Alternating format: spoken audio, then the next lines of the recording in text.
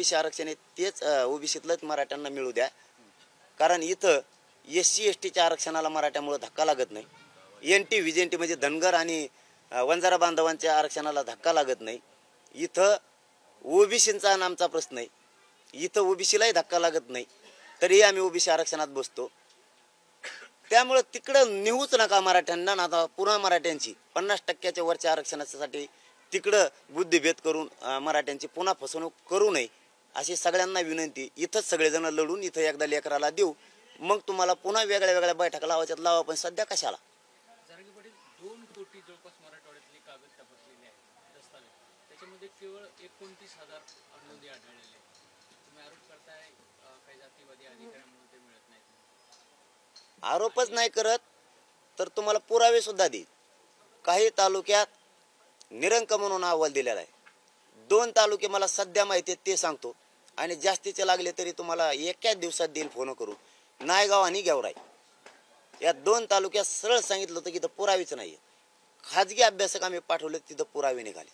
एकाच गावात 47 निघाले तिकडं, आणि इकडं सुद्धा गावोगावी प्रचंड निघाले गेवराईत मध्ये सुद्धा. याचा अर्थ असा होतो अधिकारी जाणून बुजून काही जण करते, म्हणजे त्यांना एक तर कामावून सुद्धा कमीच केलं पाहिजे याची शिक्षा म्हणून, कारण त्यांनी अधिकाऱ्यांना जात नसली पाहिजे.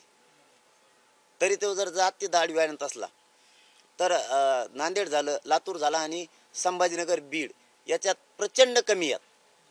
म्हणजे कोण अधिकारी यांच्याकडे सुद्धा बघितलं पाहिजे. जर सरकार खरंच मराठ्याच्या बाजूने तर त्याला कामावून कमीच केलं पाहिजे.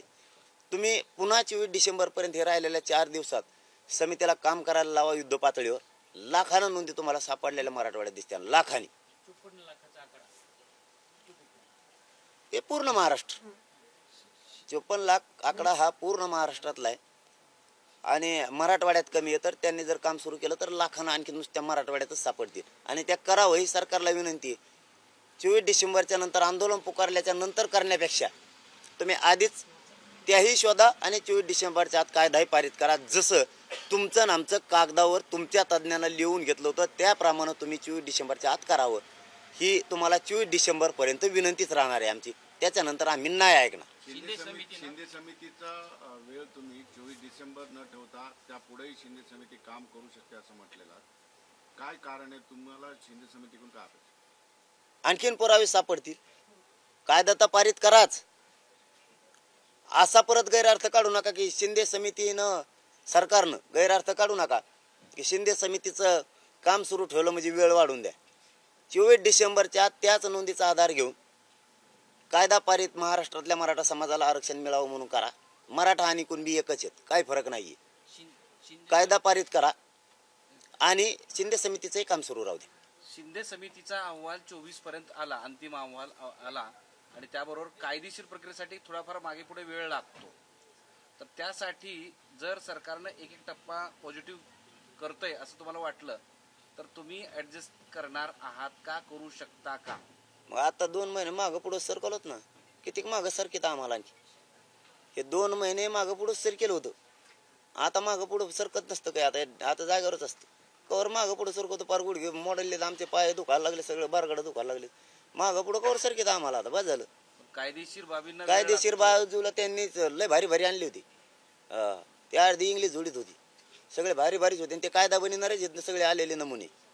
ते त्यांच्यापेक्षा हुशार कोण नाही महाराष्ट्रात, ते त्यांनाही माहिती. त्यांनीच काटछाट करून शब्द घेतलेले. कायदा असा पारित करता येतो म्हणून ते शब्द घेतले. त्या शब्दावर सगळं होतं. जे कागदावर लिहिलंय त्याप्रमाणे सरकारनं काम करावं. आता पुढं नाही मागं नाही कायदा बनायला, आणि त्याला मग 3 महिन्यापासून काय चाललंय? मागचे 3 मधले 40 दिवस आणि हे 60 दिवस होता का असं 20 वर्ष आणखी? आता नसतं जमत. ते सरकारनं आमच्याही भावना आता समजून घ्या. विनाकारण आम्हाला उगाच रक्ताळीला सरकारनं आता आणू नये. शिंदे समितीनं 15 कोटी दाखले तपासले असं सांगतात. मग राज्याची लोकसंख्या ही 12 कोटी आहे. मग हे आकडे आले कुठून असं छगन भुजबळ म्हणतात. त्याला काही नाही कळत. मला वाटलं दुसरं कोणाचं आहे काय त्याच्याकडून हुकला असं अंक, त्याला नाही गणित येत. त्याला काय येते?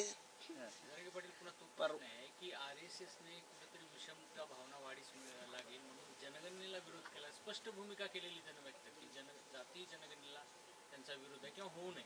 अजित पवारांनी पण जनगणनेसाठी हे केले, व्हायला पाहिजे म्हणून पाठिंबा दिला. काय असतं आता ज्याचं त्याचं मत आहे, ज्याला त्याला मांडण्याचा अधिकार आहे. आमचं मत हेच आहे, आमच्या शासकीय नोंदी सापडल्यात, आम्हाला ओबीसी आरक्षणात घ्या.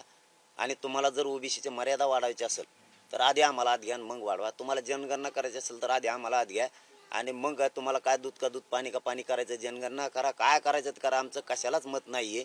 फक्त आधी आम्हाला आत घ्या.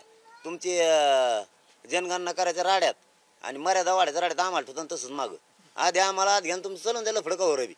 हा, मग 50 वर्ष चालून द्या तुम्ही, 500% वाढा. आम्हाला काही देणं घेणं नाही, आम्हाला पाहिजे आणि ओबीसीतच पाहिजे. सरकार आणि मुख्यमंत्र्याला तुम्ही आवाहन कराल का की महाराष्ट्र तुमच्या उत्तराची वाट पाहतोय, किमान आज तरी द्यावं? वाट नाही, लोकांनी आवतो उभा केली, कवशिक बोलते. आता कवर वाट बघणार आहे ते आवत कायमच बंद करून निघू नये आंदोलनाकडे. सरकारने जरा ध्यानात घ्या, नका लय रक्ताळे आणू समाजाला. समाजाच्या लेकराचे खूप वेदना आहेत. नोकर भरत्या जवळ आल्यात, परीक्षा जवळ आल्यात, फीस भरल्यात लाखोनं. जरा भानावर येऊन जरा मराठ्यांच्या लेकराचा विचार करा. काही काहींनी स्वतःचे रानं ऐकलेत, काही काहींनी उचल घेऊन ऊस तोडायला गेलेत, पोरं शिकायला पाठवलेत. काही जणांना पाहुण्याकडून या जणांना आणलेत कापसावर देऊ म्हणून, त्या कापसाला भाव मिळाला, ते कापूस की ना, आणि पोराला नोकरी लागाना. जरा तुम्ही भानावर येऊन काम केलं तर बरं राहील. कारण ही समाजाची खतखत आहे, वेदना ही समजून घ्या. ही खतखत जर खरंच आंदोलनाच्या रूपात जर उसळली तर तुम्हाला लय पश्चाताप येईल. माझं किमान संयम माझ्या अंगात आहे, म्हणून तरी सरकार